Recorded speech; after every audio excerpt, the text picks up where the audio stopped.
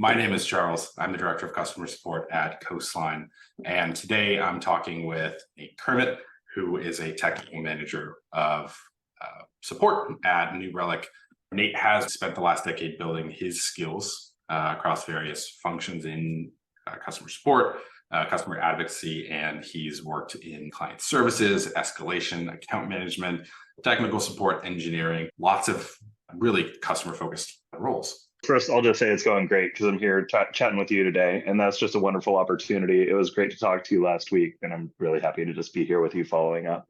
My life and my team are both going very well right now. If you think about the phases of teams as you build and rebuild, we are in a performing phase. So we've gone through the storming, norming, and we're on to the performing. So my team is focused on the front end observability tools that New Relic provides. And right now we're really focused on technical knowledge and helping to make our internal and external knowledge more robust so that we can continue to help our customers get the most out of the platform, like you mentioned. And we have a very technical set of products. And so as we are really familiar with doing the core of our role and helping customers fix broken things, that gives our team a little bit of space and a little bit of time to really focus on knowledge. So that's the high level of how things are going. And thanks for having me here. What I love about that is this whole idea of using data, capturing data. It's what we thrive on. It's how we measure our success as an organization to make sure that we're giving our customers the best experience, but also serving as knowledge experts for our services or our platform. So your topic specifically is managing at the intersection of leadership, which is very interesting. Why is this something you want to talk to a group of customer support leaders about? Yeah, it's a really good question. When I first started leading this team, I was a new manager. I had just come from a role where I was focused on managing escalations to leading a team of technical support engineers. One of the first conversations that I had with my director at the time, he gave me some homework and he said, Nate, I want you to go and think about which one's more important, management or leadership. Come to our next one-on-one and we'll talk about it. So I went off and I went straight to Google and I started looking at what's the definition? What is management and what is leadership? So let's start there. When we talk about leadership, often we're talking about setting a direction, setting a cultural tone, helping to develop and empower our employees. And it's a much looser, more removed type of skill set than management. Management has a lot more to do with the structure, controlling the actions, setting the workflows, putting up the boundaries, and sometimes being prescriptive in what we're asking our teams to do, or at the very least, setting the expectations. And so I came back to Scott the next week in our one-on-one, and I said, good question, but it's a trick. Both of these things are obviously important. If you want to be an effective leader of a team, you have to have both of these skill sets, and you have to know when the right time is to lean into management and provide the scaffolding and really help structure the environment for our folks to be as successful as possible. And then there are other times when you have to lean into leadership and you have to trust that you can empower people to deliver what you know that they're capable of delivering, even if sometimes they don't know they're capable of delivering that themselves yet. So that was something that I thought about right when I started leading this team. I've kept that thought at the core of my philosophy for how I try and help the team to run. And we've seen some really great success as a result of that. It means that sometimes I'm really flexible in the types of things that I'm asking my teams to do. Sometimes it's just, here is our current performance. It's not good enough. Where should we go from here? And sometimes it's, okay, this is a security issue, and we need to do everything exactly by the book to make sure that we're not exposing ourselves to liability or exposing ourselves to further harm. So that's why it's been such an important topic for me. And we've seen some wonderful success. I've seen my people grow and flourish into delivering things that they didn't know that they were capable of, and really stepping outside of their comfort zone to lean into their strengths. And that's evident in all of the metrics. So I wanted to share some of my learnings with other support leaders or even folks that are aspiring to step into a leadership role. It's both, right? And you said it's a trick question because Yeah. it is. You can't do one without the other. You can't manage without being a leader. You can't be a leader without managing. And it is something that is so difficult for people to do Yeah. because when you're a person, you're doing something, you're interacting with customers. Sometimes that next step for you is a management role. And that is typically how these roles are defined. Your job description is managing a group of people who do a certain thing and making sure that they continue to do that certain thing, but also work on some projects here and there and drive the business forward and do all of that other stuff. And typically there's maybe one bullet point or a couple sentences about enriching the team, growing the team, focusing on career development, etc. But it typically isn't that. That's something I think we all have as senior leaders in the customer support world. We owe that to our teams. Absolutely. I think if I had advice to give to my early management self, it would be that the org chart is lying to you. There may be some clear definitions between the roles of a manager and a senior leader, like a director, a VP in a support organization. But when you take a step back and you think of the skill sets that really help people thrive and help teams to be the best that they can be, I think both of those things involves a lot of both management and leadership. It's really hard to apply the right level of nuance to understanding when I use which lever, so to speak. Absolutely. So you've got this intersection for leaders who are wanting to learn more about managing in that intersection. How do they take it to the next level? That's a great question. And I'll start with one of the prerequisites to being a successful leader at any level is that you have to understand who your team is. You have to know the people on your team and you have to care about them. You have to care about their career development. You have to care about fostering their success in a way that matches their skill sets, their style, and who they are as people. So the first thing that you have to do is take a step back and check in with yourself. Is this something that is true for me? Because if it's not, none of my advice is going to matter. If you're not really tied in tightly with your team, I think a lot of the leadership things will feel forced and they will fall a little bit flat. And from there, it really comes into having meaningful conversations with your team and your team members about what their aspirations are, what their strengths are, and really seeing, observing, and then checking in and talking with them about their perception as well. Once you have that solid understanding of the players on your team, you can start to set the field, set the pieces in motion that amplify their skill sets the best. And I'll give you an example. I have a few folks on my team, and one of them is very academic in the way that they think about problems and approaching them. So I don't necessarily think that the first task I'll assign that person is something that requires very rapid execution.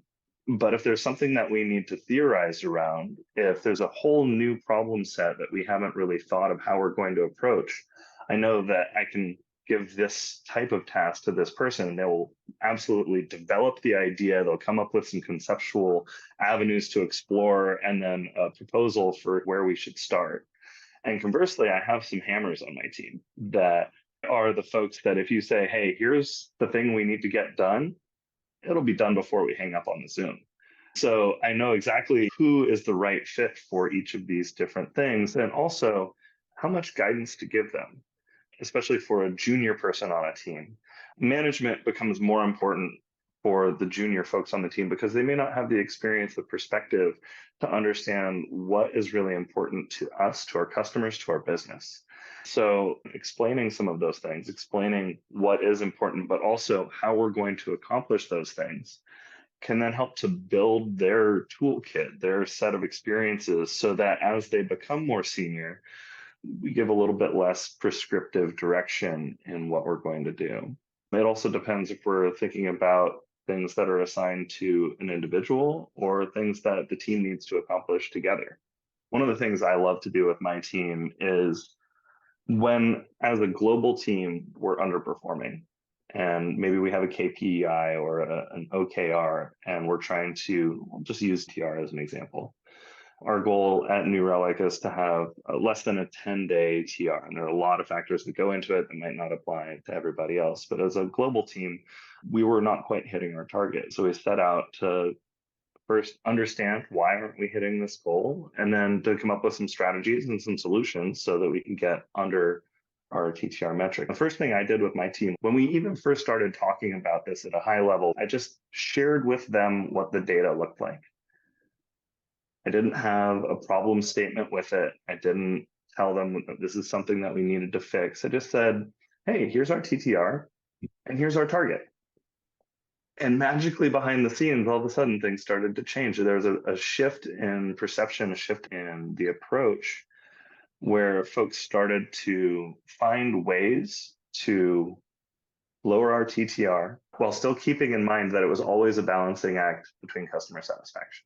As we approached the actual conversations, it became more of sharing the success stories and the tools and the tips that people were actually using to keep their TTR low while keeping their customer satisfaction high, that we were able to then take to the global team and say, hey, we were actually able to overachieve on this. And this is some of the stuff that we did. So that was an area where I didn't need to say, you're going to follow these steps. I think that's super important at times to be able to identify those areas where you're working with a wonderful team of intelligent, motivated, driven, capable folks. And really all we need to do at some points is steer them in the right direction. That's such a good example of managing at the intersection of leadership, because a full force management approach to that would have been you and you change this and this. And then a full approach from just all leadership would have been inspiring someone to, hey, get out and do your best, champ, without giving people anything tangible. And then what you did in that situation was let people arrive at that conclusion. And effectively, you're saying, we got to improve that number, and I'm going to be the person to follow up on that and make sure that it gets there. But also empowering and inspiring in them this ownership and direct connection between what they do every day and the OKRs. Their ability to influence their peers and empowering them to say, hey, when y'all apply yourselves and when you come up with these solutions, they're really good. And sometimes other people haven't had a chance to come to these conclusions yet. So we can actually help the global team. We can actually go and move these numbers across the organization based on the solutions that you come up with.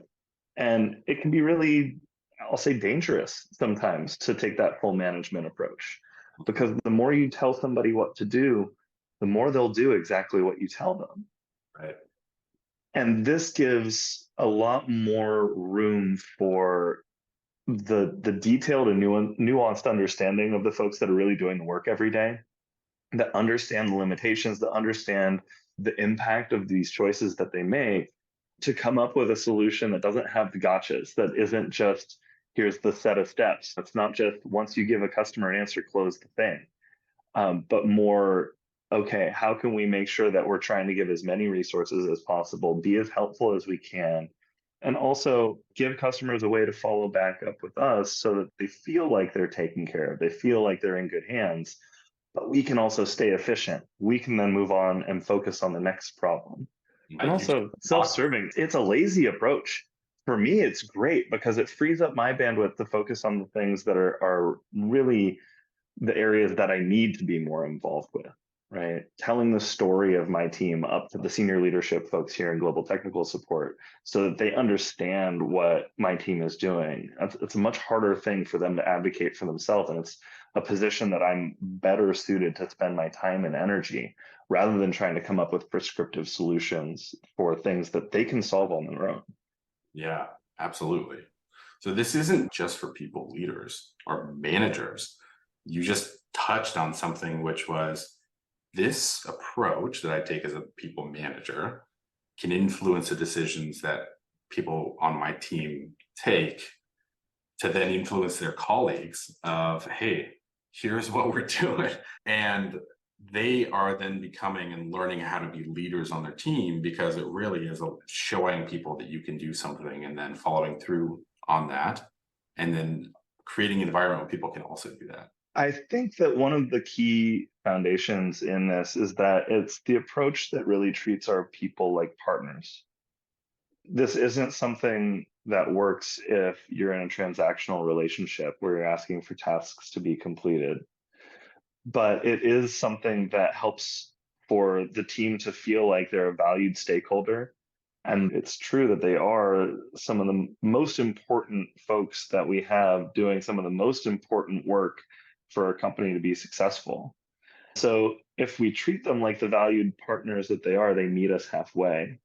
If instead we treat them as employees with tasks and just things to cross off lists, the more you ask them exactly what to do, the more they will do exactly what you ask of them. I think that's another important aspect of it. That's so spot on. And I've seen that. And I'm sure you've seen it from your time having managers, and maybe it's when you were more junior, people who say, Nate, hit this number. That's all I need you to do. And you need to help pull the cart forward. And at that point, you've lost motivation. You're not Mhm. incentivized aside from just showing up and I getting hate to a lot. disappoint you here, though, Charles. I've had a bit of a fairy tale decade in my career where I've had the benefit of working with some really wonderful leaders that have always treated me like a valued partner. Very few times have I been on the other side of this. So I think as much as I want to empathize with folks in that dynamic, I can't really say that I relate to it in a direct way. I haven't been in that seat. So that's why I think this is so important and why it's so natural in my approach in my leadership style. Maybe you've heard this instead from the people that work with you on your team that you manage. Nate, this is one of the best experiences I've ever, one of the best managers I've ever had. This is something that I have heard. Okay, all right, there we go. And from that point of view, as a people manager, you can dollars and cents it. You're like, oh, this person's going to stay working for our company. We don't have to backfill them. But from a leadership perspective, you're thinking, I just did something for this person that somebody did for me. Or in Mhm. the other situation, which is no one ever did this for me in the past, and now I have the potential to influence this. That's how one person potentially feels. They can also then take that and share that with their colleagues, with their friends, with their family. It gives you a different perspective on what it means to be somebody who's contributing to something in general, right? I think it really comes down to I think this is the right way to treat people. And when you treat people, everybody wins. I want to go into all these cliches like the sum is more than the total of the parts or something like that. But really, it's care about your people, help foster and develop them, give them the space to flourish and grow, treat them as a valued partner, and give them the structure that they need to be successful. But at every step of the way, the question that I ask myself is, what do you need to be the most successful version of you possible? What support can I document this process for you so that you don't have to think about it? So that the next time you go through it, you pull up a checklist and we've already hammered everything out and we've got all the details there. Or is it give you the space to give feedback about what's not working and then give you the space to come up with some solutions and see where can we start? What's step one? Where can we iterate? What's step two? And there's an art to it. It's not always obvious, but if you ask yourself those questions, if you keep that focus, if you keep that frame of mind, I think you find yourself there fairly naturally. Absolutely. These aren't things that you're just born with. It takes so much effort, and you're going to make mistakes along the way. Yes. And I know you have some great tips and stuff that you want to share with leaders. So you are going to be at the Support Driven Expo, Las Vegas, October 9th through 10th. And you'll be talking about this a little bit more. I really look forward to being there and hearing more from you about this. I know a whole bunch of other leaders do as well. So glad you signed up to talk about this. Please do come to my talk and please chase me down afterwards and ask me questions. Give me some scenarios where you're looking for help trying to figure out what's the right tool for the problem that you're trying to solve or the opportunity that you have in front of you. How can people get in touch with you? So I'll be at Support Driven Expo. I'm getting there fairly early on Sunday. So I'll be there at the Sunday night social event. Come and find me. You can get a hold of me on Slack. I'm at Nate Kermit in the Support Driven Slack. Or you can shoot me an email, either nkermit@gmail.com or nkermit@newrelic.com. Both of them find their way to me. Yeah, that's so great. And part of all of this is you meet up with folks, and then there's a collaboration effort that comes after that. It's, oh, Nate, I was just writing a post about this, and I would really love you to contribute. Or you find mentorship opportunities with people who are like, Nate, this is something I want to move into. How can I get there? Or you find somebody there who you really connect with, who can mentor you. And that's something that a lot of senior leaders try to focus on as well. I don't think I can nod loud enough for the folks to hear me. So since I know the video part might not be captured, I'm nodding as loud as I can, but I hope to see folks at the expo. Nate, it's good to chat with you. Thank you for sharing this, and I look forward to hearing more about it at the expo. Thanks for having me, Charles. Take care.